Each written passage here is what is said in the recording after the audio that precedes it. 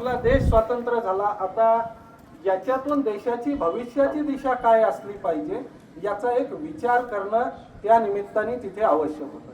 परंतु तत्कालीन जेही कोणी विचार करणारे होते त्यांच्या यांनी एकत्रित तिथे देशाला काय दिशा दिल्या गेली पाहिजे या दृष्टीने काही विचार झाले. परंतु त्या विचारांवर प्रभाव कोणता होता, तर त्या विचारांवर जास्तीत जास्त प्रभाव हा परदेशीच्या ह्याच्यातला होता. आणि त्याच्यामुळे काय झालंय की आज रोजी आपल्याला जेही लक्षात येते की आम्ही म्हणतो आम्हाला व्यक्ती स्वातंत्र्य आहे ना, व्यक्ती स्वातंत्र्य, परंतु व्यक्ती स्वातंत्र्य म्हणजे कसं झालेलं आहे की आम्ही म्हणू ती पूर्व दिशा आहे का, तर नाही. इथे पंडितजींनी मुळात जे तत्वज्ञान मांडलेलं आहे ते तत्वज्ञानच हे आहे की परदेशामध्ये जसं म्हणताय की पती पत्नी मुलं हे सगळं एक स्वतंत्र घटक म्हणून ते जगता. आपण जेव्हा आता आपल्यातले किती मुलं युट्यूब वगैरे पाहता, अरे कमी पाहता का, इकडच्या जो मोबाईलच नाही वाटते आहे ना, सगळेजण युट्यूब पाहतो आपण,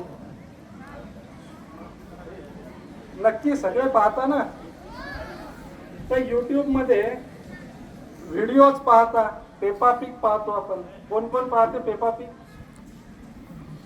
मला माहिती आहे, कारण माझी मुलगी तुमच्याच एवढी छोटी आहे, 4-5 वर्षाची. काय पेपा पिग मध्ये तुमच्या सांगितलं जाते आहे ना, पेपा पिग आपण पाहतो. त्याच्यात काय दाखवलेलं आहे पेपा पिग मध्ये?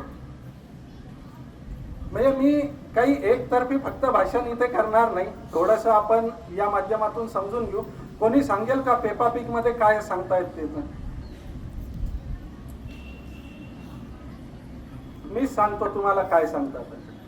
आज रोजी आपण जर परदेशी किंवा बाहेरच्या देशातलं जे विदेशाचं आकर्षण आहे ना, त्या विदेशाच्या बाबतीत जर विचार केला तर प्रश्न तिथे असा येतो की एखाद्या विद्यार्थ्याला शाळेत टाकलं तर शाळेमधला जो फॉर्म असतो ना त्या फॉर्मवर लिहिलेलं असते विद्यार्थ्याचं नाव पहिले, first father name, first mother name, second father name, second mother name.